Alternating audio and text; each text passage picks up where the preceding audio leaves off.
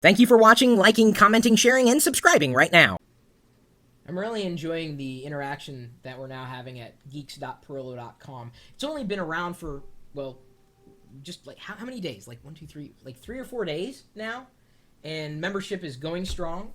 It's nice to see another side to the people that I would normally only interact with either through email or in the chat room at live.pirillo.com. Some people who've just recently, been leaving blog comments on my blog at chris.pirillo.com. This is really a chance. This community is a chance for a lot more interaction. And part of the interaction at geeks.pirillo.com is contingent on building groups of geeks. And I really define a geek not as just someone who's interested in technology like I am, but just someone who's just passionate about one thing in their life, or maybe several things in their lives. Ponzi is a scuba geek, and I think she says she's a scuba geek. Well, I call her a scuba geek. She's really into it. She's already posting videos of her scuba experience as she's learning about it on the website. She's enjoying it, and she's not a tech geek at all, not an internet geek. Doesn't live on the internet all day and all night like I do, but she is interested, like I am interested, in seeing more about you and knowing what things you're interested in beyond what we may talk about in the videos, what we may talk about in the chat room. And part of it is building a group. Well, we've got a few guidelines, some code of conduct, rules and regulations regarding group activity, especially if you're going to start a group. There's some things you really need to know, and so I wanted to detail them for you. And I'm sure this list is going to go well beyond what I'm going to mention in the video. I've got 10 tips. There's been that many groups created already at geeks.pirillo.com, and we expect plenty more, that's for sure. Number 1, search for a group keyword before you start your own. That's number 1. Number 1. We don't want like 47 iPhone groups, okay? Otherwise, you're splitting the community instead of uniting it. If you've already started a group, you might want to go back and see if you can merge with another. Splitting the community is usually pretty counterproductive. And I know there are going to be issues that are going to arise with ego and sensibility, and people are going to step on other people's toes, but I'm just saying, can't we all just get along? I know that's cliche, but it's really true. And part of that is, we realize that we all like something the same, or like the same thing. Then we could all belong to the same group. It doesn't really matter who's leading it, because ultimately the community is leading it. As a group owner and administrator, it's your job. It is your responsibility as someone who started it to guide it. And part of that is starting out on the right foot to make sure a group that exists for that keyword or affinity doesn't already exist. Number 2, create a group if you believe a group is worth creating. Otherwise, you're wasting space and time with the effort, and wonder why nobody wants to join or participate. Why? Think about that. I mean, if it's so micro-targeted, then unless you can draw plenty of people to be active in that group, well, what's the point of starting it? I'm just being honest, okay? I know we got a growing group of geeks with a variety of topics. The Girl Geeks group is one to watch out for, let me tell you. They are strong. And there's also, what was the Childhood Memories group? What was that? I love that one. There's only like 30 members, but it's so active because we're posting like YouTube videos in the thread. See, that's geeky, but it has nothing to do with technology, but it's geeky. Maybe I think it's geeky. But the idea is that these groups were created because they appeal to a wide variety of geeks, or potentially a group of geeks that isn't already spoken for here at this particular community website. Number 3, fill that group with useful content. Dedicate time out of your day to post news links, start discussions, embed videos, audio, widgets, photos related to the group's shared interests. That's your group. If you took the time to start it, see it through. If you just leave it out there to just die, well, then don't start it. It's going to take dedication. You can't just create a group just to say that you created a group. That's pointless. You are the leader of that group. Act like one. You are basically giving yourself responsibility. And yes, as administrators, site administrators for this community at geeks.pirillo.com, we're kind of testing the waters with your responsibility level. Just think about it that way too. Number 4, turn on the RSS reader, and that's what it's called when you set up a group at geeks.pirillo.com. Turn on the RSS reader and include an RSS feed to automatically populate the group with relevant content. If you don't know what an RSS feed is, you're not a computer geek. It's basically a file that will be populated with all the latest posts from a particular website. So I created a group that I intend on maintaining. It's a coupons group. So if you go and search for groups, or just search for coupons on geeks.pirillo.com, the coupons group is going to pop up. You can join it. But in there, I included a feed with all the latest daily coupons. And I even set it up. I said, if you guys have a request for a coupon, just join the group, add a discussion thread saying what kind of coupons you're looking for, and the community will come to your rescue. Trust me, I'm going to be watching that, as are some of my coupon-y friends. Number 5, use a website relevant to the group, not your personal one. And I've seen a couple of people do this, and I haven't really called them out on it. But if you're, well, okay, for instance, I've seen a group for Scrubs, and I love the show. I love Scrubs.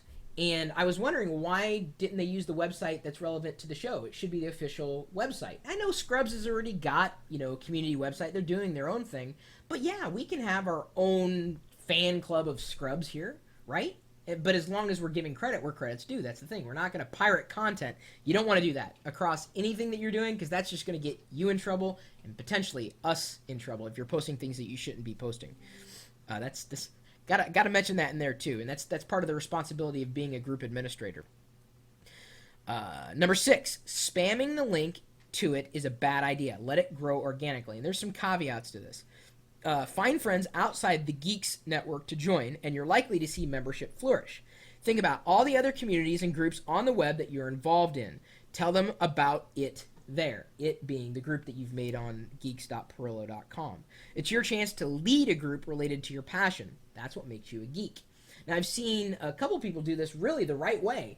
In their group, they'll have initiated a thread, and they will take the time to post something different to the forum, asking a question saying, hey, I just created a new thread in my group asking this particular question. If you're interested, take a look. Here's why I think it's important. So they spend the time not just initiating the thread in their group, but initiating a call to action in the general forum, because they think it's that important.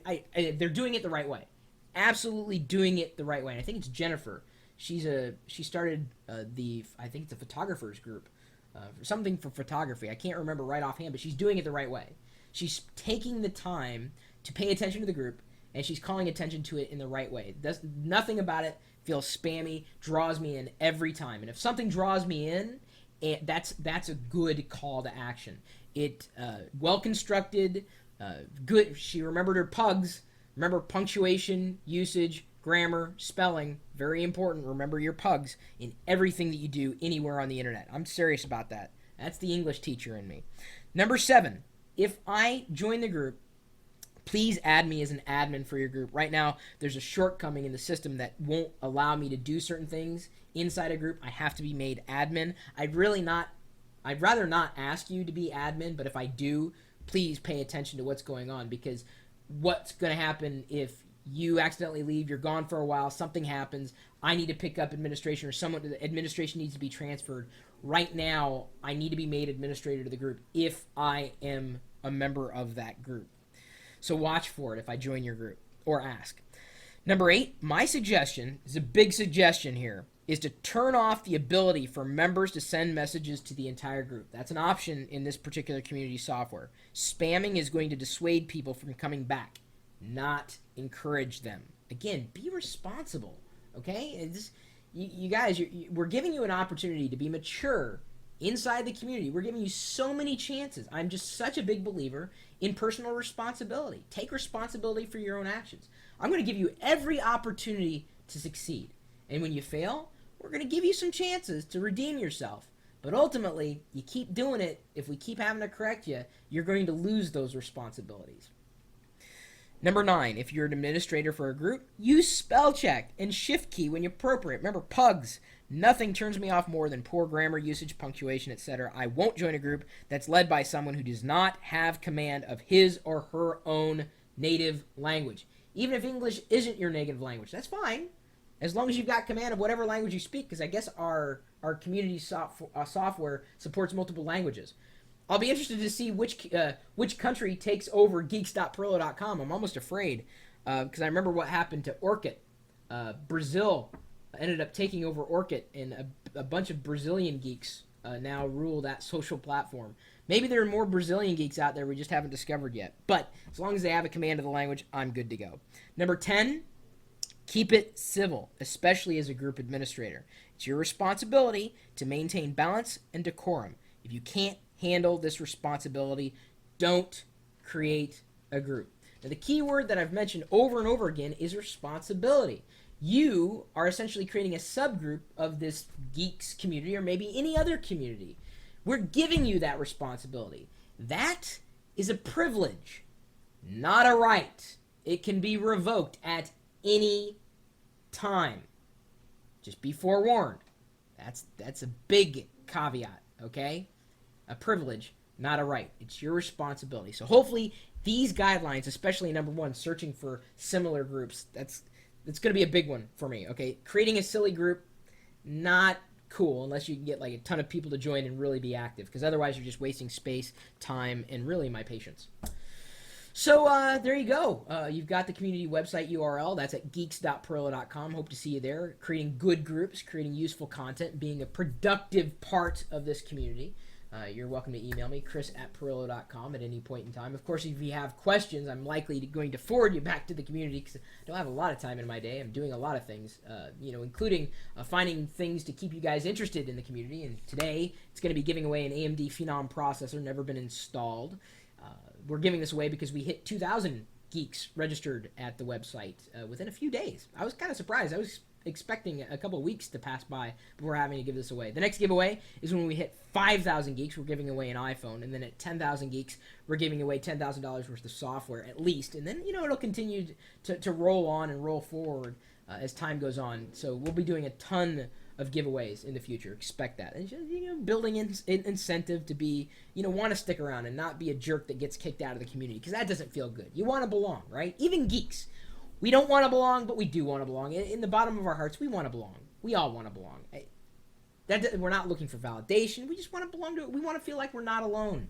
We don't owe it to anybody, to explain ourselves. We just want to belong. And this is a chance for you to belong. A chance for you to be someone who you've always wanted to be with other people, unless, of course, you're a jerk, in which case, talk to the hand. Really, you can talk to the hand. Not going to get very far, because the hand doesn't even have an email address. But if you want to see the live video streaming out, I'm doing it 24 hours a day. You can see this angle, usually, in conjunction with the chat room here, all the time. That really, if you stop by and look right now, you're going to see something happening. And that's at live.pirillo.com. We'll see you later.